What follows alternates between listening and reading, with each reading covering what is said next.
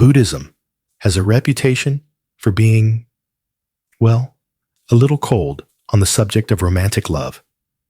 We hear attachment is the root of suffering, and we think, so, to be a good Buddhist, I have to be distant? I can't be passionate. I can't fully commit to my partner. What if this is a profound misunderstanding? What if the Buddhist teachings on attachment and impermanence are not a threat to your relationship, but the secret to its long-term survival and joy? Welcome to the Mindful Compass. Today, we're talking about long-term love. And let's be honest, long-term love is hard.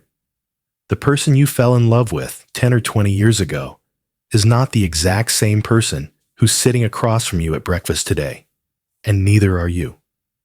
This is the first great teaching. Impermanence. Everything changes. The second great teaching is about attachment, or clinging. This is our very human, very painful demand that things not change. The suffering in our relationships often comes from the gap between these two.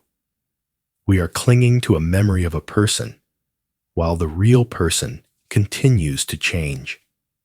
But the Dhamma offers us a way to navigate this, to stop loving a memory and to love the real person day after day. So how do we practice this? We need to understand the difference between healthy love and unhealthy clinging. Here is a way to see it clearly. The analogy, the shared garden versus the photograph. When you first fall in love and commit to a partnership, it's like planting a shared garden together. It's exciting. It's in full bloom. It's beautiful. And in that moment, you take a perfect mental photograph of that garden. Now, clinging is spending the next 20 years holding up that photograph and getting angry at the real garden for not looking like it anymore. But a garden is a living thing. It is not a static photograph. It changes with the seasons. It has times of vibrant, colorful bloom and times of quiet dormancy. It faces unexpected droughts, storms, and pests. Weeds will always appear. Impermanence is the nature of the garden. Clinging is our demand that it stay frozen in time, like the photograph. A relationship doesn't die from the changing seasons. It dies when the gardeners stop tending the real garden, because they're too busy grieving the photograph. Healthy love is not clinging to the photo. Healthy love is tending the garden as it is today. Weeds, thorns, dormancy, and all. So, what does this mean in your actual life when you feel you and your partner are growing apart or you're stuck in a rut? It means shifting your entire goal. The clinging mind tries to preserve the past. It says, "You used to be so spontaneous," or, "Why can't we go back to the way we were?"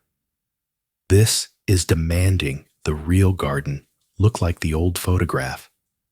It's a recipe for disappointment and resentment. The wise mind, the Buddhist approach, is to connect with the present.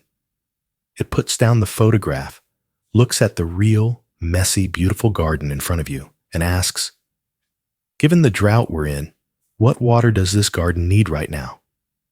This person in front of me has changed. Who are they today? What are their new dreams, new fears, new needs? What weeds, old conflicts, resentments do we need to pull gently and together?" You stop trying to recreate your relationship and you start co-creating it moment by moment. This is a practice of seeing fresh, of letting go of the photograph to see the real person. You can do this alone, or, even better, as a conversation with your partner. I call this the 10-year difference. 1. Set aside a quiet moment. Put the phones away. 2. Gently and with a mind of kindness, reflect on this question. How am I different than I was 10 years ago? Think about your beliefs, your body, your habits, your fears. 3. Next, reflect on your partner. How are they different than they were 10 years ago? Acknowledge all the ways they have grown, changed, and weathered storms. 4. This act of seeing the change is the first step. You are acknowledging the living, breathing reality of impermanence. 5. Then, ask the most important question. Knowing who we both are today, what does this version of our relationship need to feel loved and supported? You are reintroducing yourself to the person you are with and letting go of the person they used to be. The Buddhist path doesn't ask you to love less. It asks you to love with more wisdom. It invites you to stop the painful, exhausting work of clinging to a memory and to begin the joyful, life-affirming work of tending the real, living, changing relationship you are in. It's the difference between loving a statue and loving a person. And that is the most rewarding work we can ever do. If this helped you see your relationship in a new light, here are your next steps. First, please share this video with your partner. Perhaps you can watch it together. Or share it with a friend who is navigating the beautiful, hard work of long-term love. Second, in the comments below, share one way you've seen your shared garden change for the better because of a challenge you faced together. Let's celebrate that resilience. And third, be sure to subscribe and ring the bell.